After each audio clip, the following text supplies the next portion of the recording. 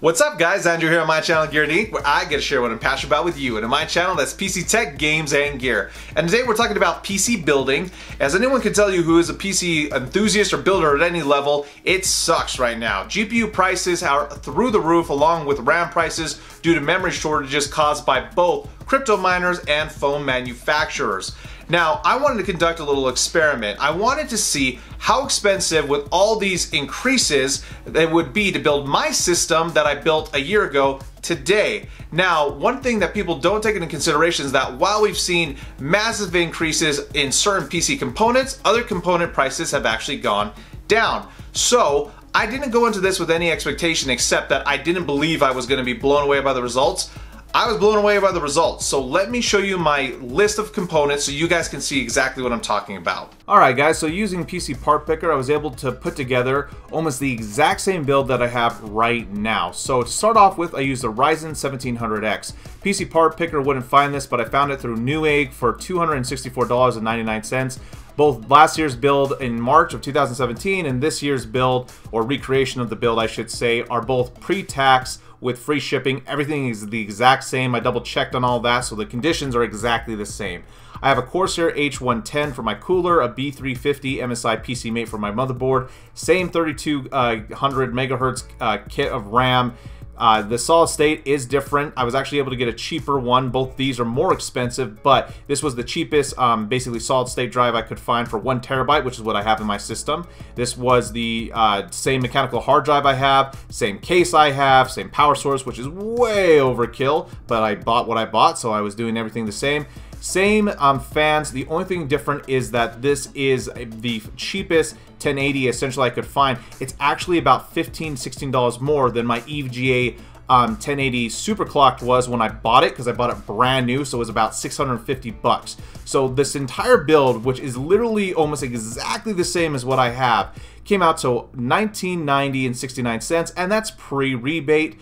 And so I was fully expecting that to be, you know, leaps and bounds more expensive than my build. But when I went back and I found all my order notes, I noticed that the power source was cheaper, the SSD was cheaper, this was a little bit cheaper as far as for the graphics card, the RAM was excessively cheaper, almost $100, but everything else for the most part was the CPU was a little more expensive, hard drive was a little more expensive, motherboard was a little more expensive, the case more expensive. It was more expensive to build this computer by $3 or about $2 and some change than it is today, including all the price increases across the board.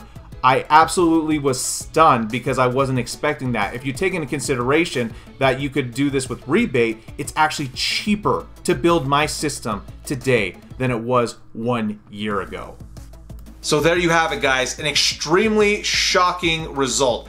I could not believe the fact that if I were to build my computer today, basically component for component, even with the increased cost of GPUs, my solid state drive, RAM, my power source, I could build it for cheaper.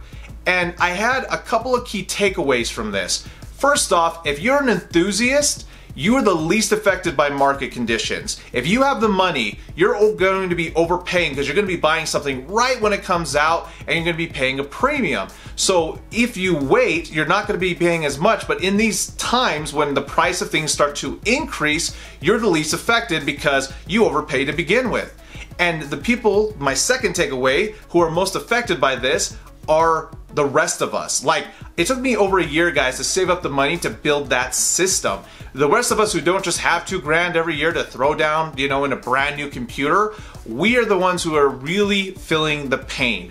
Because when these costs increase, it's not that we're paying a premium, we're just paying more than we should be paying, right? And so, you know, it's one of those things where, yeah, it sucks right now if you're trying to find these parts and components, but remember that just because everything's expensive, or not everything, but most, you know, a lot of things, doesn't mean that every component is. And that's my third takeaway. I overspent on this system. I could have saved so much money by getting a cheaper power source, you know, not so big of a solid state drive, a couple other things like RAM. I could have cut some corners and I would have lost almost no performance. So be hyper smart when you are going through and picking computer parts, because the last thing you want to do in a market that's already overpriced is overpay. So anyway guys, if you like this video, leave me a big thumbs up. If you didn't, go ahead and leave me a thumbs down. But a couple of quick things. Big shout out to all my Patreon guys. Thank you for directly supporting my channel. I want to give way more than I, obviously take, and so just understand we are doing that APU giveaway, guys. If you haven't entered already, it's down in the description below.